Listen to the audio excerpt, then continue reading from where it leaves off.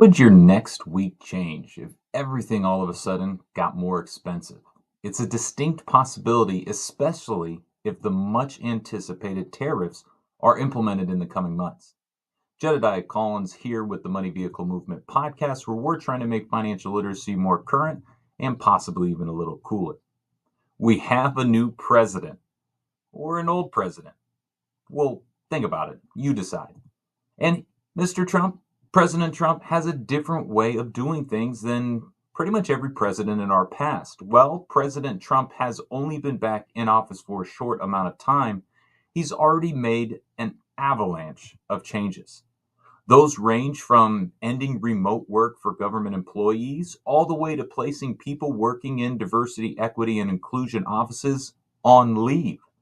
But one thing that we're all waiting to see the result of, because it will impact us on a daily basis, are tariffs. We've discussed this administration's affinity for tariffs before, and now that President Trump and his administration are in a position to use them, we feel like it's time to readdress. As a reminder, tariffs are effectively an import tax on goods from other countries. Companies importing products pay the tax and then raise the prices of those goods to make up for the loss in profit.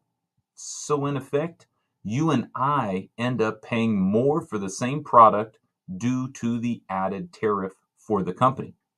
It's more or less like a sales tax increase. What we know now is that President Trump is looking at putting tariffs on products from Mexico, Canada, and China.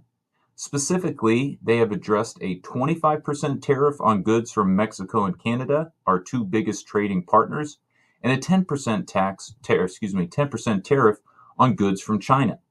We don't know what specific goods could be targeted or when the tariffs will be implemented or why the percentages were chosen based on different countries. There's still a lot up in the air. And before you ask, well, what about other countries outside of those three? There could still be tariffs on other countries coming soon, too. What's important to know is that experts unanimously think that these tariffs will lead to higher prices for you and I, the consumer. That comes on the heels of a bout over the last few years with inflation, where we have seen the purchasing power of our dollars decreasing. And, well, over the last few years, we have all come to understand inflation is some monster eating our money that we need to fight through increasing our income and hopefully creating secondary income sources. Why tariffs?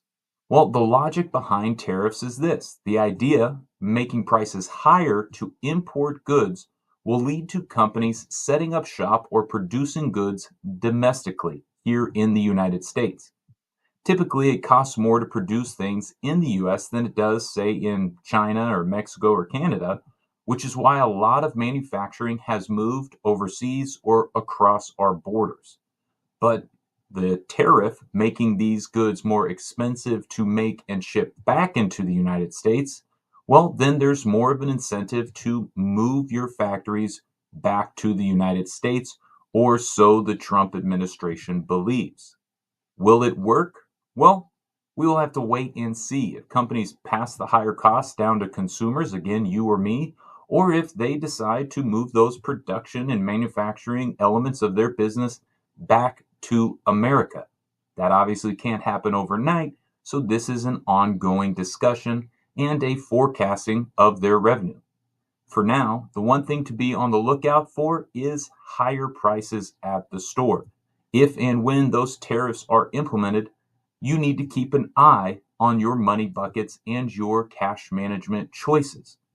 As always, if you keep speaking the language of money, you will begin to act wealthy. Jedediah Collins, Money Vehicle Movement. We will see you at the next stop.